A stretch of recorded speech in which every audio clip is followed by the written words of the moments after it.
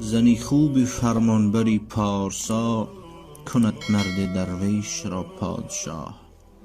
برو 5 نوبت بزن بر درت، چو یاری موافق بود در برت. سلام دوستان عزیز و مهربانم. خواستم یک قصه بسیار زیبایی رو بهرتان پیشکش نمایم. قصه یک زنی که از زندگی خود چنین قصه رو بیان میکند که 5 سخنی که مرا تاج سر شوهرم گردان. قصه بسیار تعلق دارد به زنهایی که صاحب شوهر هستند، یا اینکه شوهر کردنی هستند، یا اینکه در زندگیشان با شوهراشان مشکلی دارند. خوب این قصه رو با دقت گوش بکنند که بسیار خدا خواسته باشد فایده زیاد میگیرند.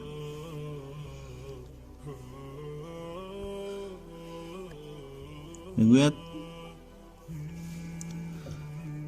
همسرم یعنی شوهرم بسیار شخص با تقوا و خدا ترسه بود، با ایمان بود، اما فقط به حوصله بود. خوش نداشت که با من اصلا شوخی بکنه که دیگر از من خوشش نمی آمد.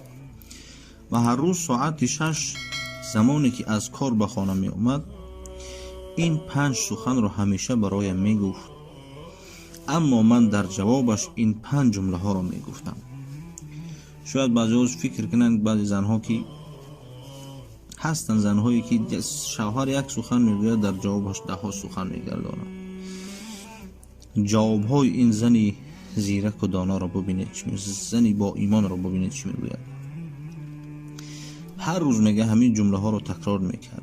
5 سخن میگفت که تحقیرآمیز بودن. میگفت که آیا تو میدانی که من تو را هیچ دوست ندارم؟ زن میگوید من برایش میگفتم من به تو افتخار میکنم ای شوهر عزیز. در جوابش میگفتم که من به تو افتخار میکنم ای شوهر عزیز، در حالی که او با من میگفت من تو را دوست نمیدارم. دوم چیزی که میگفت اگر که من تو را به زنی نمیگرفتم هیچ کسی حاضر نبود که تو را به زنی بگیرد. میگم تحقیر میکرد، اما من برایش میگفتم که پس می باید از تو سپاسگزار باشم و از خدا شکرگزار باشم که چنین صاحب شوهر شدم. سومین سخنی که میگفت هیچ حوصله ات را ندارم، هیچ خوش ندارم که با تو باشم. من براش میگفتم که من بجز تو کسی را ندارم ای شوهر عزیز. چهارمین چیزی که میگفت میدانی پدر و مادر و خواهر و برادرانت را هیچ خوش ندارم، هیچ از اونها خوشم نمی آید.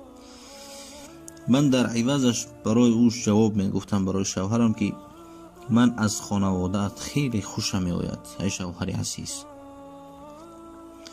و 5مین سخنی که میگفت این بود که و هرگاه که بر من قهر و غضب میکرد با وجودی که اشتباه از شوهرم میبود برایش میگفتم لطفاً مرا ببخش، معذرت میخواهم، بخشش میخواهم ای شوهر عزیز، مرا ببخش، گناه از من است. با وجودی که میگه گناه از اون شوهرم بود، شوهرم گناهکار بود، اما میگفتم که مرا ببخش شوهر عزیز. میگه یک روزی از روزها خانه آمد، بعدن در برابر من بسیار قهر و غضب کرد و داد و فریاد کرد و من با چشمانی پر از اشک گفتم لطفاً مرا ببخش، با وجودی که اشتباه از شوهرم بود، از من نبود اشتباه.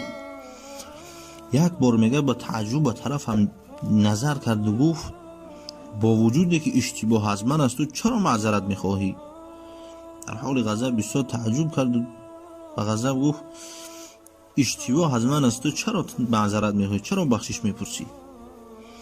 من برایش گفتم چون حدیث پیامبر خدا درود بر او است که همیشه در قلبم است و مانع میشود با تو زبان درازی کنم ای شوهر عزیز.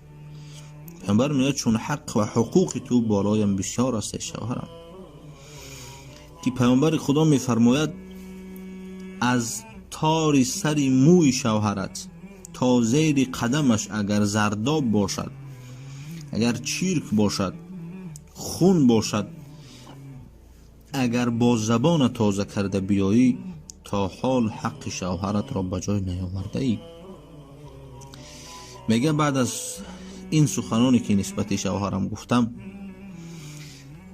میگه بعدا شوهرم بسیار نرم شد، بسیار ملایم شد، با چشمانی پر از اشک پیشانیم را بوسید و از من بخشش پرسید و گفت من به تو افتخار میکنم فرشته کوچکم. و با من عهد بست، وعده داد که هیچگاه بر من قهر و غضب نکند. بله دوستانم، باید امروز زنهای مسلمان چنین باشند. از این گونه زنها، زنی با ایمان باید چنین باشد. اللهم صل علی محمد و آل محمد حبیب الله. اللهم صل علی محمد و آل محمد حبیب الله.